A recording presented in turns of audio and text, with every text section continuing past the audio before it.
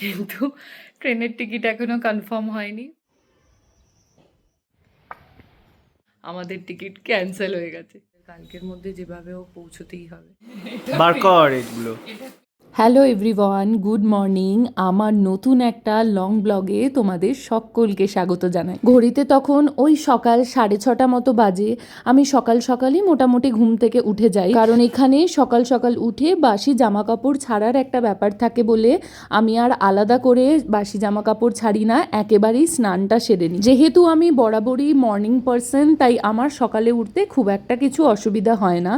এখন স্নানের পর স্কিন কেয়ার তেমন কিছু করি না, শুধু একটু টোনার, এই সিম্পলের টোনারটা ইউজ করি, আর সাথে ইউজ করেছি ডট অ্যান্ড কির এই সানস্ক্রিনটা, আর বডিতে ইউজ করেছি উইশ কেয়ারের এই সানস্ক্রিন বডি লোশনটা। যাদের গরমকালে বডি লোশন ইউজ করলে সোয়েটিং হয়, তারা এই বডি লোশনটা ট্রাই করতে পারো, বেশ ভালো। পুজো কমপ্লিট করে ওপরে এসে আমি এখানে বেডশিট, পিলো কভার সমস্ত কিছু খুলে দিলাম, কারণ এগুলোকে কাচতে দিতে হবে। তবে এই সমস্ত কিছু কাচতে দেওয়ার আরও একটা কারণ বলতে পারো, যে দুদিন পরই আমরা চলে যাচ্ছি, আর আমরা চলে যাওয়ার পর এই রুমটা খুব একটা বেশি ইউজও হবে না, পড়েই থাকবে। তাই আমি ভাবলাম যাওয়ার আগে সুন্দর করে পরিষ্কার বেডশিট, পিলো কভার সমস্ত কিছু চেঞ্জ করে দিয়ে যাই।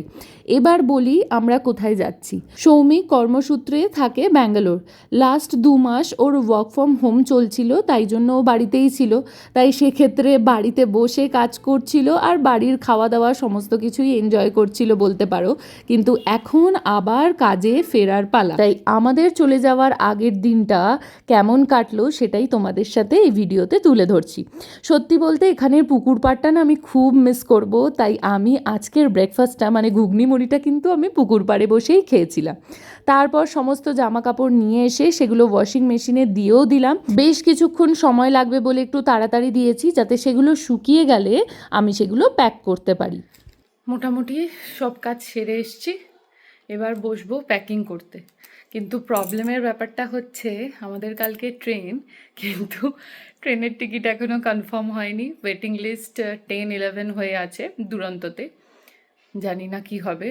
আজ রাত 8টা সাড়ে 8টায় চার্ট প্রিপেয়ার হবে, তারপরই হয়তো বুঝতে পারবো। যদি কোনো কারণে ক্যান্সেল হয়, কি করব জানি না। তখন একটাই অপশান হচ্ছে ফ্লাইট। কি হবে না হবে কিছুই বুঝতে পারছি না। আপাতত প্যাকিংটা করে রাখি, যদি দেখি ট্রেনের টিকিট পাইনি, ক্যান্সেল হয়ে গেছে, তখন প্ল্যান বি। সত্যি বলতে প্যাকিং আমার খুব বেশি কিছু নেই, কারণ আমি জানতাম আমি যাব বলে। খুব বেশি আমি আনপ্যাক কিছু করিনি, জামা কাপড় ওই টুকটাক কয়েকটা জাস্ট করেছি। মেনলি স্কিন কেয়ার ওই সমস্ত কিছুই বাইরে আছে, ওগুলো জাস্ট প্যাক করবো, দ্যাটস ইট, আর কিছুই নেই। চলো সেটাই তাড়াতাড়ি করে নেওয়া যাক। এখানে আমাদের মোটামুটি 4টে ট্রলি ছিল, যার মধ্যে 2টো ট্রলি আমার আর 2টো ট্রলি সৌমিকের। কিন্তু সৌমিকের 2টো ট্রলিতেও আমি ভাগ বসিয়ে ফেলেছি। তাই আমি তো খুবই চিন্তায় ছিলাম যে কি করে আমি এতগুলো জিনিস নিয়ে যাব। বিশ্বাস করো এই 4টে ট্রলিও মনে হচ্ছিল আমার জন্য কম। জানোই তো মেয়েদের কত জিনিস থাকে, এটা মনে হয় এটা ছাড়বো এটা দরকারি, ওটা ছেড়ে যাব ওটা দরকারি। যাই হোক, মোটামুটি প্যাকিং কমপ্লিট করে আমি চলে এসেছিলাম দুপুরের লাঞ্চটা করে নিতে। ছিল একদম পাতলা ফুলকপি সয়াবিনের ঝোল, চাটনি আর ভাত। ওয়াশিং মেশিনে কাচলে যেহেতু জামা কাপড়গুলো একদম ড্রাই হয়ে বেরোয়, তাই খুব তাড়াতাড়ি শুকিয়ে যায়, তাই সেগুলো আমি সমস্ত গুছিয়ে রাখলাম। এবার চলো তোমাদের আজকে এই ভিডিওতে বাড়ির পেছনের বাগানটা ঘুরে দেখাই। সত্যি বলতে শর্টসে তো এত কিছু শেয়ার করা পসিবল হয় না, তাই এখানেই ভাবলাম তোমাদের সাথে শেয়ার করি, আর আমার কাছেও এটা স্মৃতি হিসেবে রয়ে যাবে। যখনই মন খারাপ হবে খুলে খুলে দেখবো। এখানে না বেশ অনেক ধরনের গাছ তোমাদের চোখে পড়বে, যেমন রয়েছে পেঁপে গাছ, কাঁঠাল গাছ, আর ওই যে এটা হচ্ছে উচ্ছে গাছ, তার মধ্যে দেখো আবার ফুলও এসছে। শুধু তাই নয়, উচ্ছে গাছে তো এই সাইডটা পুরো ভরে গেছে। নিচের দিকে খুব সুন্দর একটা জিনিস তোমাদের দেখাই, সেটা হলো এই জবা ফুলটা। কি দেখে মনে হচ্ছে না তো এটা জবা বলে, কিন্তু এটা কিন্তু জবা ফুল, অপূর্ব সুন্দর দেখতে, তাই না? আর আমি এখানে এসে অনেক রকম ভ্যারাইটির জবা দেখেছি। অ্যাকচুয়ালি সৌমিকের দাদা মানে সৌরাজ সৌরাজদার গাছের খুব শখ, তাই সৌরাজদা নানা জায়গা থেকে এই বিভিন্ন জবার ভ্যারাইটির গাছ এনে লাগিয়েছে। শুধু তাই নয়, এখানেও দেখো মাটিতে কত বীজ ফেলা হয়েছে, যেখান থেকে ছোট ছোট ছোট ছোট চারা উঠেছে।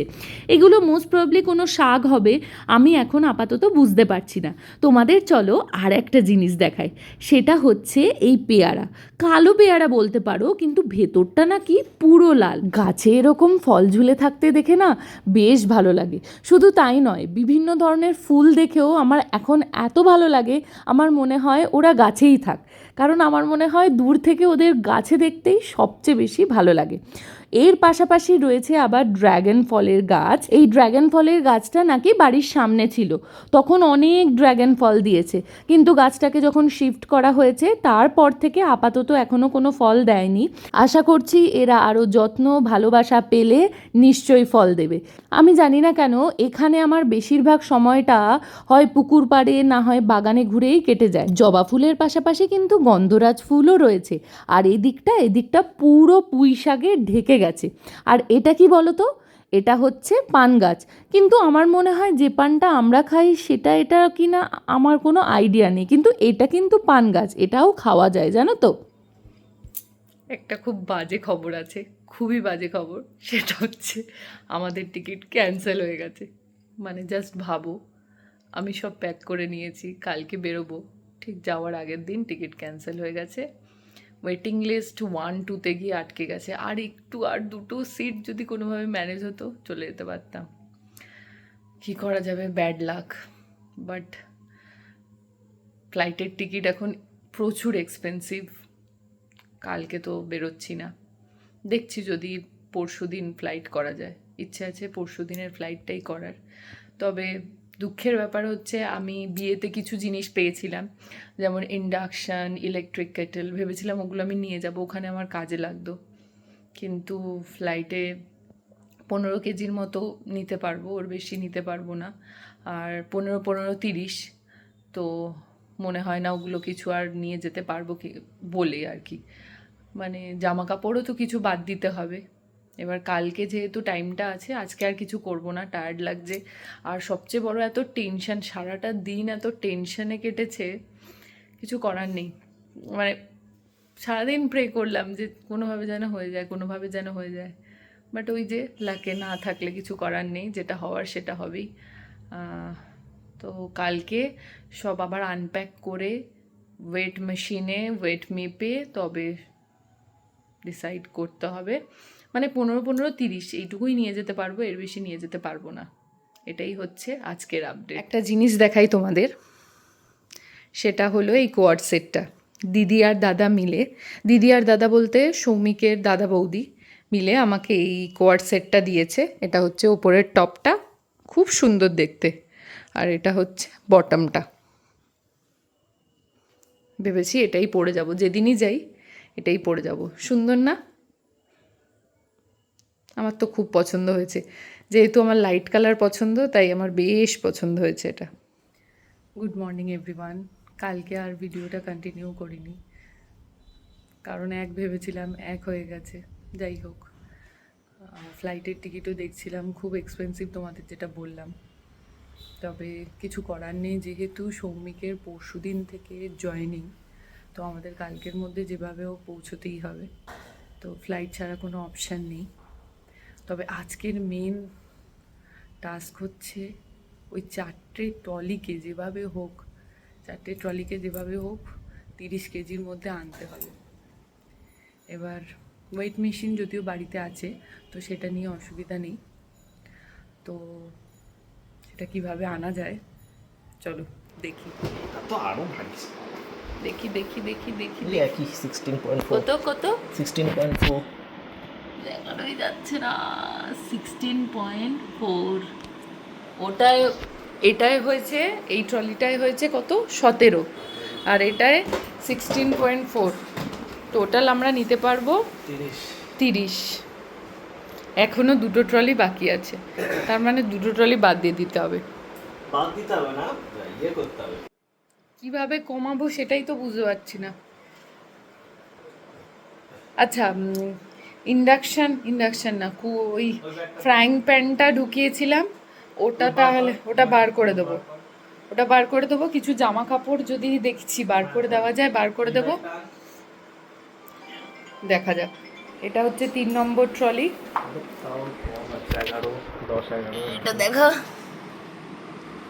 ওই 10-11 মতো ধরে নেওয়া যায়।